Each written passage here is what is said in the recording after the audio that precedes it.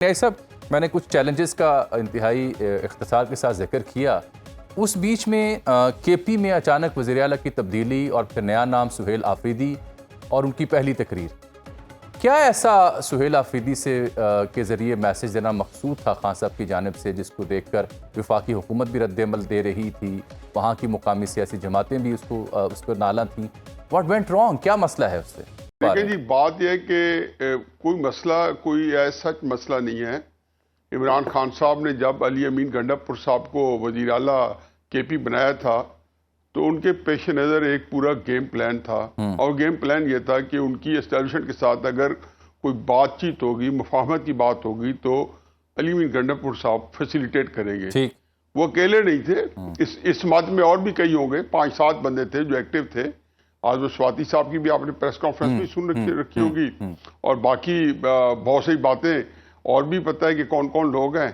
और सारी पार्टी, बल्कि बानी पीटीआई ने जिन लोगों को नामजद किया वो तहरीक इंसाफ के कोई पुराने लोग नहीं थे, वो सारे वो लोग थे, बैरिस्टर सैफ साहब से लेके वकास अकरम साहब से लेके जितने लोग थे, गौहर इवन अयूब साहब तक, ये सारे वो लोग थे जो मेरा ख्याल है 2018 से पहले तो इनमें से एक भी ऐसा नहीं है जो पीटीआई से मुतारिफ हो, और ऐसे भी हैं कि जो 9 मई से पहले पीटीआई से जिसका तारुफ नहीं था। तो जाहिर है कि उनको बानी पीटीआई ये चाहते थे कि ऐसे लोग आए जो एस्टेब्लिशमेंट भी जिनको कबूल करे और मेरे लिए भी काबिल कबूल हो, और एक मफाहमती अमल शुरू हो जाए। अब बेशुमार फैक्टर्स हैं जिसकी वजह से चीज़ें ऊपर नीचे होती रही। किस जो मुज़ाकरात होने थे उनमें बानी पीटीआई की, इमरान खान साहब की क्या तवक्कुआत थी, क्या ख्वाहिशात थी, एस्टेब्लिशमेंट जो है वो किन शराइत पे मुज़ाकरात जो है किसी मंत्री के इंजाम तक पहुंचने देती, वो क्या थे, वो तो हमें नहीं पता कि जब ये मामलात आगे बढ़े होंगे या पीछे हटे होंगे उस हद तक जो है वो उसमें क्या क्या चीज़ें तय हुई और क्या क्या चीज़ें तय ना हो सकी।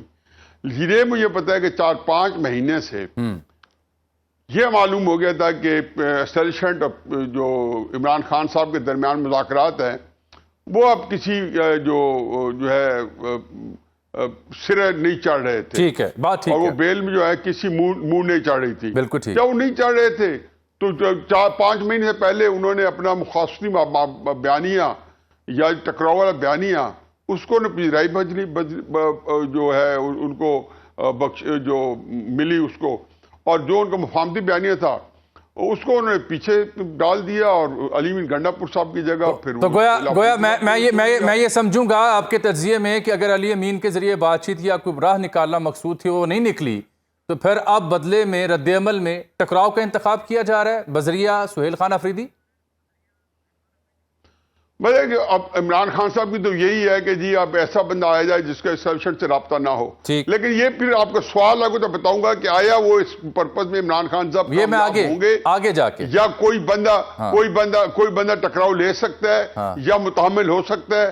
कितना बड़ा बतलहुरियत है, पाकिस्तान में कोई मौजूद भी है इमरान खान साहब के अलावा कि जो ये बयानिया लेके आगे चल सके। न्याई साहब, अब वो मामला क्या, पहली तकरीर सुहेल खान आफरीदी की तो बता रही है कि वो उसी दबंग अंदाज में है जिसकी उनसे तवक्को की जा रही थी, जो उनको अहदाफ दिए गए थे, जिसकी वजह से वज़ीर आला तब्दील किया गया। हालांकि शौकत यूसुफ साहब कह रहे हैं कि जी वर्कर सपोर्टर मुतमिन नहीं था, पार्टी के अंदर इख्तिलाफात थे, इसलिए उन्हें तब्दील किया गया अली अमीन गंडापुर साहब को।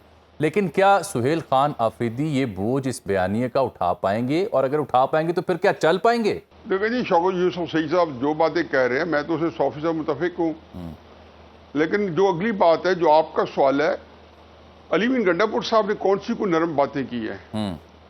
ये भी तो जनाजे पढ़वा के चले थे कई दफा बेचारे। कौन से मौके पे इन्होंने कमी दिखाई, कौन सी जगह पे जो इन्होंने तजावज़ नहीं किया, बल्कि कई दफा आपने सुना होगा वफाक की तरफ से, जो कि अक्सर एस्टेब्लिशमेंट जब जवाब नहीं देती तो वफाकी हुकूमत अपने ऊपर तारी कर देती है, जैसे उन्होंने उनके बिहाफ पे जवाब देना है। तो यही कहते हैं ना कि रियासत के खिलाफ अली अमीन गंडापुर साहब बात कर रहे हैं, इससे ज़्यादा सख्त बातें कर चुके हैं। मेरा ख्याल है कि जहाँ तक जो है ना सख्त बयानिया का ताल्लुक है, तो मैं नहीं समझता हूँ कि ना अली अमीन गंडापुर साहब उठा के चलेंगे, ना चले हैं, ना सुहेल आफरीदी चलेंगे। ये मैं खातिर जमा रख लें बिल्कुल। अच्छा, ये बिल्कुल लिख के और सामने अपने लगा दें कि सुहेल आफरीदी साहब भी उन्हीं ही शराइत पे वज़ारत आला का फरीदा सर अंजाम देंगे जिस पे अली मीन गंडापुर साहब दे रहे हैं या बाकी सूबों में बाकी लोग दे रहे हैं। हाँ, उनके SOPs हैं, उनके मुताबिक उन्होंने करना है। बाकी इमरान खान साहब को मिलने के लिए उनको सख्त बयान देने पड़ेंगे। आया इसके अलावा कुछ कर सकते हैं? कर भी क्या सकते हैं? कौन सा जतन है, कौन सी कोशिश है, कौन सी चीज है जो अली मीन गंडापुर साहब ने कसर छोड़ी हो?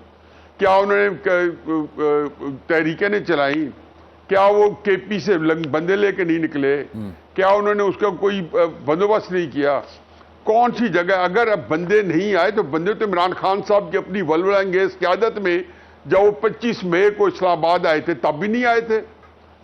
बंदे तो इमरान खान साहब जब 26 नवंबर को या 24 नवंबर को मेरे ख्याल 22 नवंबर या 23 नवंबर को रावलपिंडी गए थे आसम मुनीर साहब की अपॉइंटमेंट रुकवाने के लिए, तो बंदे तो तब भी नहीं आए थे।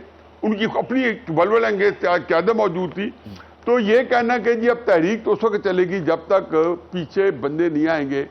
बाकी कौन सा मंत्रा नहीं अपनाया गया, तरसीलात इज़हार हुई, IMF को लेटर लिखे गए, अगर कुछ नहीं कामयाब हुआ तो ये सुहेल आफरीदी साहब बेचारा वो जो अली मीन गंडापुर जैसा गाहक थोड़ा सा जिनके साथ वो बंदों को भी चला सकते थे, आया ये बड़ी लीडरशिप को किस तरह चलाएंगे नहीं चलाएंगे ये बात की बातें हैं, लेकिन वो निकाल पाएंगे? कुछ तकरीरें तो करनी पड़ेंगी उनको। अगर तकरीरें ही ना की, तकरीर में तो ये नहीं कह सकते थे ना कि मैं इमरान खान साहब को समझाऊंगा कि थोड़ा नरम कोश इख्तियार करें। देखिए मुझे खतरा कुछ और चीज का है। मेरा ख्याल है कि आपको किस बात का खतरा है?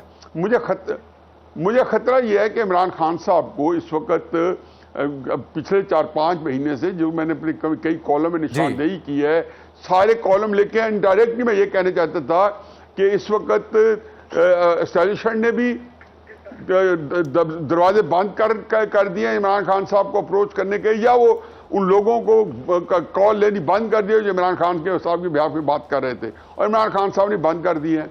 और जनरल फैज हमीद का कार्ड सामने आ रहा है। मुझे तो खतरा यह है कि 1-2 महीने बाद इमरान खान साहब को मिलिट्री ट्रायल शुरू होगा। अच्छा, फिर ये क्या बड़ी खबर दे रहे हैं आप, बहुत बड़ी अहम बात की आप कर रहे हैं, क्योंकि तो मैं तो अपने अभी कॉलम में लिखा है, मैंने कहा जी ये इनको मरहला वार जो है पहले किसी और जगह मुंतकिल किया जाएगा, लेकिन जो जब से उन्होंने कहने गवाह तलब किया है फैज हमीद ने, तो मुझे नाम बताएं, मैं जानता हूं कि कोई गवाह नहीं चाहिए होता। किसने कहा है कि मिलिट्री ट्रायल के अंदर कोई 500,000 गवाह की फैसिलिटी भी आपको दी जाती है? ये सहूलतें नहीं हुआ करती। तो जाहिर है कि एक तरीके से उनको लिया जा रहा है, और फिर इसी सॉफ्ट तरीके से मिलिट्री ट्रायल शुरू हो जाएगा, और वो मिलिट्री ट्रायल सॉफ्ट से हार्ड हो जाएगा। तो मुझे तो इनका खतरा ये है, मैं तो बार बार बिटवीन द लाइन लिख रहा हूँ, जो हर बंदा जो है उसको समझने कासिर है कि हजूर ये जो असल मसला था ये उधर चुप करके उसी तरह जा रहे हैं जिस तरीके से कोई बंदा मक्तल गाह में जाता है। तो ये कोई अकल वाली बात नहीं है, और इसके लिए जो अकल चाहिए थी, जो समझदारी चाहिए थी, अगर तहरीक इंसाफ ने वो नहीं पैदा करनी तो फिर अल्लाह खैर सलाह, ये अल्लाह तहरीक इंसाफ जाने और इनकी सियासत जाने। नहीं तो वो जो जिस मंतक की आप बात कर रहे हैं उस मंतक का एक शाहकार आ गया ना, नया वज़ीर आला आ गया, वहाँ तब्दीली आ गई।